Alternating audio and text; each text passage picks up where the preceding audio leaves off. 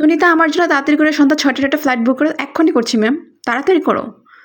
Ma'am, সন্ধ্যা ৬টার কোনো ফ্লাইটই নেই। কী বলছো? সন্ধ্যা ৬টার ফ্লাইট নেই? আমার যেভাবে হোক ফ্লাইট করতে হবে, আমার এক্ষুনি ঢাকার বাইরে যেতে হবে।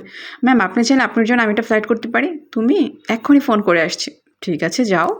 এই ছেলেটাকে ম্যাম, ও আমাদের অফিসে নতুন জয়েন করেছে। ও আচ্ছা। ম্যাম, আপনার জন্য তাড়াতাড়ি করে একটা ফ্লাইট বুক করে দিয়েছি আমি সন্ধ্যা ৬টায়। কী বলছো? করতে পেরেছো? হ্যাঁ। ম্যাম, আপনার মিটিং কেমন হয়েছে? অনেক ভালো হয়েছে সুনিতা।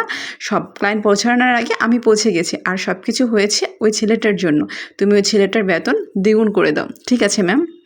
এই নেন, আমাদের গাছের থেকে কত সুন্দর সুন্দর ফল নিয়ে এসেছি সবার জন্য। এই ছেলেটা কি এত দামি দামি ফল কোথা থেকে নিয়ে এসেছে বুঝতে পারলাম না। ম্যাম মনে হয় ইনকাম ডাবল করে দিয়েছে। তাই নেন, আপনাদের জন্য ফল। হ্যাঁ, অবশ্যই, থ্যাংক ইউ ম্যাম। আপনার জন্য আমাদের গাছের থেকে নতুন নতুন ফল নিয়ে এসেছি। দেখেন ওগুলো, ফলগুলো খেয়ে তোমাকে অনেক ধন্যবাদ, তোমার কারণে আমি পৌঁছাতে পেরেছি। ম্যাম নেন, ফলগুলো খেয়েই দেখেন। হুম, মনে মনে হচ্ছে একদম ফ্রেশ ফ্রেশ ফল। হ্যাঁ ম্যাম, আমার বাবা আমার মার জন্য একটা বাগান করে দিয়েছে ফল।